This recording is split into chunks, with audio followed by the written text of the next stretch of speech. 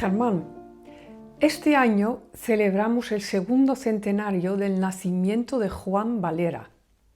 Quizás fue el mejor estilista de su tiempo, un hombre muy culto, excelente ensayista y novelista. ¿Por qué, sin embargo, su obra necesita una permanente reivindicación? Sí, es una muy buena pregunta y has hecho una afirmación que yo quiero subrayar, ¿no?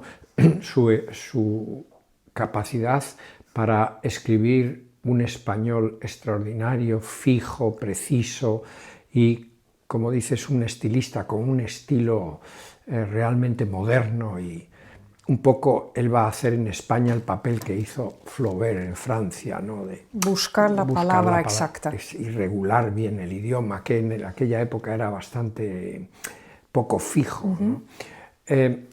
Eso por un lado. Y el otro es, con respecto a lo que dices, que si pensamos en el cuarteto de las grandes novelas españolas del siglo XIX, Los Pazos de Ulloa, La Regenta, Fortunata y Jacinta y Pepita Jiménez, de Valera, las otras tres parece que están como muy asentadas dentro de la tradición española. Y reconocidas, sí. Muy reconocidas, ¿no? Fortunata y Jacinta, por supuesto, Sí, ha habido sí. cintas de televisión, en fin, series de televisión, películas. La Regenta ocurre lo mismo, y lo mismo con Los Pazos de Ulloa. Sin embargo, yo creo que cualquier persona que le pregunte sobre los Pepita Jiménez no sabe bien a qué carta quedarse. Y esto me parece esencial, porque es uno de los problemas culturales y políticos que ahora mismo afectan a Occidente y a España en particular también. Por supuesto, Valera es un hombre extraordinario en el sentido de que combina lo moderno con lo clásico. Es un hombre que ha viajado, conoce, ha leído muchísimo, ha estado en Italia con el duque de Rivas, ha estado en Estados Unidos, ha estado en Alemania, ha estado en Rusia. Es decir, es un hombre muy culto y además tiene una formación clásica que le acerca mucho en su amistad a Marcelino Menéndez y Pelayo. Entonces, es un verdadero humanista. Y aquí viene el punto esencial. Y me voy a referir solamente a Pepita Jiménez para no expandirnos y difuminar las ideas, que no se nos disgreguen demasiado.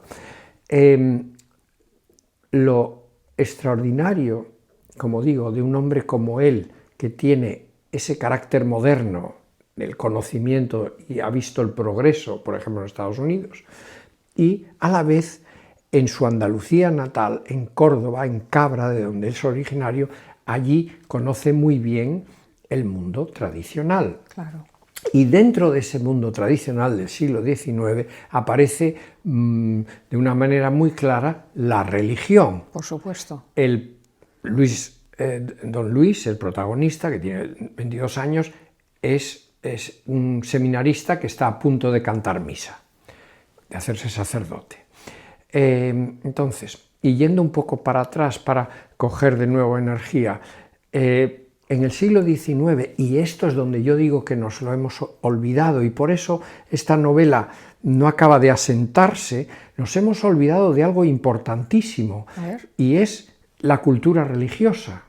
La mayor cultura que hay en todo Occidente en el siglo XIX es la religiosa.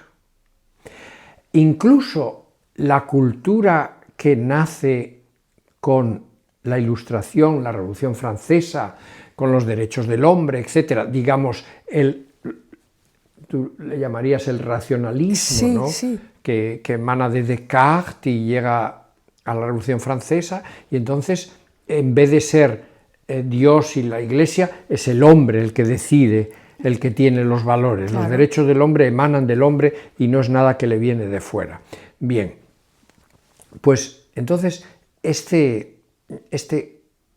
es lo que va a ser la cultura del hombre moderno, el racionalismo, la Ilustración.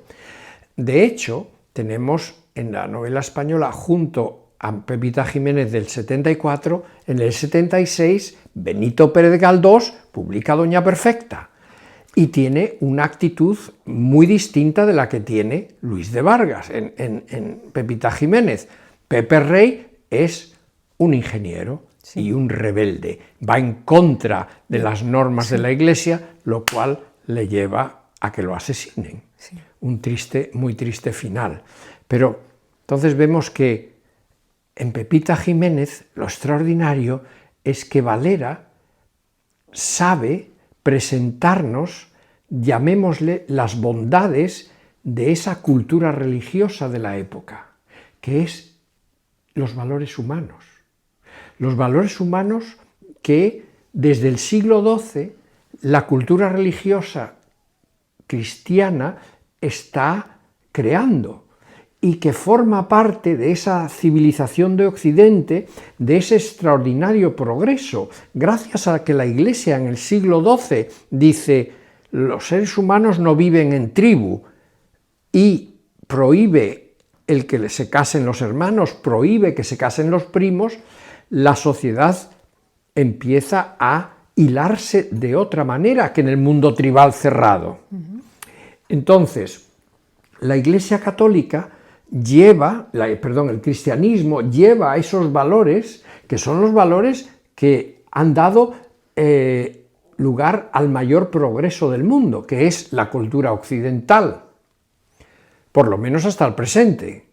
Entonces, ahí tenemos cómo lo extraordinario, en mi opinión, de Valera es precisamente eso, que es el hombre que conoce el progreso, pero que a la vez sabe reconocer las bondades, el contenido humano de esta sociedad. Por supuesto que esta sociedad tiene muchos problemas, pero es una sociedad en que, gracias a la religión, se unen los ricos y los pobres, están unidos todos en un mismo concierto cultural. Te parezca lo que te parezca. Y eso es lo que hoy en día en Estados Unidos y en muchos otros países está creando esa tremenda confrontación, porque en Estados Unidos hay mucha gente que no acepta que los valores tradicionales del cristianismo, del humanismo, sean olvidados y en cambio se pongan valores que vienen del mundo racional, de la Ilustración, de los derechos del hombre. Es decir, el empate entre estas dos culturas, la cultura religiosa y la cultura, llamémosle secular, crea fricciones.